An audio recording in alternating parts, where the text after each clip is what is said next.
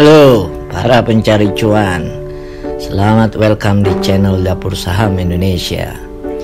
Channel yang akan membawa lo semua sadar akan kenyataan di bursa saham. Ada baiknya lo baca buku The Theory of Gambling and Statistical Logic, teori perjudian dan logika statistik, yang ditulis Richard E. Epstein. Richard Arnold Epstein lahir 5 Maret 1927, juga dikenal dengan nama E.P. Stein, adalah seorang ahli game teori. Mendapat gelar Artium Baccalaureus dari University of California, Los Angeles. Stein menerima gelar doktor dalam fisika dari University of Barcelona. Dalam bukunya di bab 9, Epstein mengulas pasar saham yang telah mengundang para pemain dan penjudi mencari peruntungan. Lo nyadar nggak, dalam bahasa sehari-hari kadang kita dengar pertanyaan, lo main saham nggak? Kata main itu menunjukkan pasar saham sebagai ajang permainan atau game. Kata gambling, perjudian, merujuk pada permainan, gaming, dan taruhan, betting dalam bahasa Inggris, yang pada pokoknya bertaruh dengan sesuatu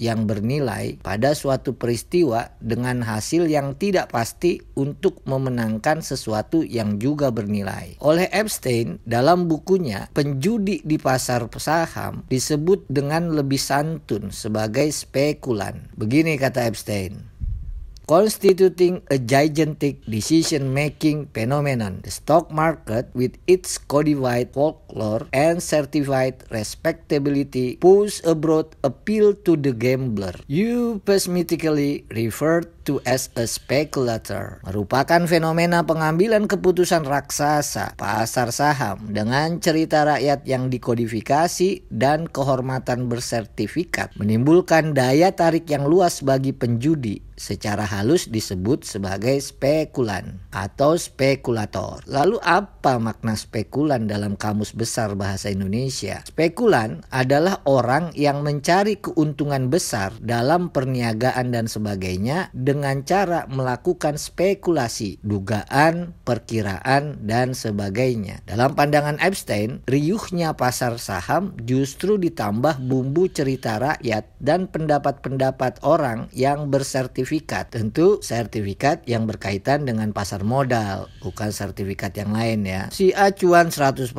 si B cuan 1000%. Seperti folklore, cerita rakyat yang diulang-ulang. Itu pasti lo sering dengar di pasar saham atau di dunia pasar modal. Seperti seorang handicappers pacuan kuda, analis pasar saham sering mencoba untuk memprediksi masa depan berdasarkan kinerja masa lalu. Dan seperti pacuan kuda, pasar saham telah berhasil menarik semua mimpi kesuksesan finansial, bahkan tanpa perlu melanjutkan pendidikan tinggi. Pengamatan pribadi gue nih, mungkin salah ya, banyak konten YouTube di luaran sana justru lebih banyak ngajak lo semua jadi penjudi atau spekulan ketimbang memberikan pengetahuan sebagai seorang investor saham. Mengapa konten-konten itu laku keras dan banyak ditonton serta di-subscribe? Karena lebih seru, lebih banyak konten yang bisa dibikin ketimbang ngajak lo semua jadi investor. Asal lo tahu ya, sejarah perjudian itu lebih jauh dan lebih lama dari sejarah pasar saham. Karenanya hampir semua orang kenal judi ketimbang investasi.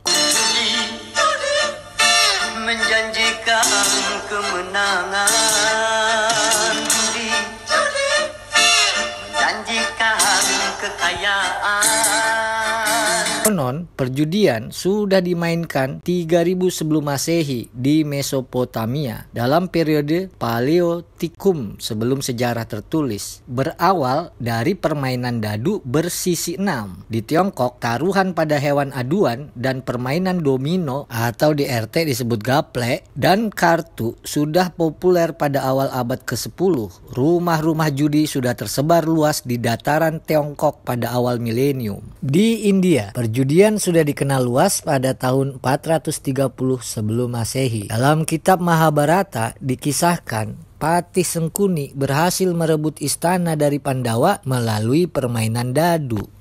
Jadi permainan atau perjudian sudah sangat tua usianya, bahkan sebelum Masehi. Sementara bursa saham baru dikenal dan didirikan di Amsterdam, Belanda pada tahun 1602 oleh Persekutuan Dagang Hindia Belanda atau VOC. Boleh jadi para pedagang saham retail bahkan sudah menjadi penjudi tanpa menyadarinya, atau setidak-tidaknya berpikir, bertindak, dan bergaya seperti penjudi saat masuk pasar saham. Dalam perjudian, pikiran dan tindakan sistematis serta metodis tidak penting. Paling penting dalam judi adalah meraih kemenangan instan, cepat, dalam jangka waktu tidak terlalu lama, menghasilkan uang sebagai tujuan keseluruhan. Maka nggak heran kalau muncul istilah yang penting cuan. Lo bisa aja cuan sekarang, tapi belum tentu bisa bertahan lama di pasar saham. Dalam dunia judi dan permainan, cuman Choyun Fat aja yang bisa bertahan. Itu juga cuman dalam film.